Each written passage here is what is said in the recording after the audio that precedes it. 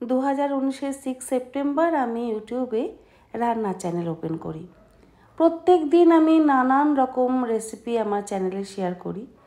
আর মাঝে মধ্যেই কমেন্টের মাধ্যমে জানতে পারতাম যে অনেক মানুষ আমার থেকে রেসিপি শিখে নাকি নানান রকম ব্যবসা করছেন, যেটা জেনে আমার ভীষণ ভালো লাগতো। তবে তাদের সাথে দেখা হওয়ার সৌভাগ্য আমার কখনো হয়নি। কয়েকদিন আগে আমি নৈহাটির সোনারতরীতে একটি এক্সিবিশনে গেছিলাম। সেখানে গিয়ে আমার পামেলির সাথে পরিচয় হয়। আর পামেলির থেকেও আমি জানতে পারি যে পামেলি নাকি আমার থেকে শিখে বিজনেস করছে, যেটা জেনে আমার ভীষণ ভালো লাগে। এটা আমার পরম পাওনা।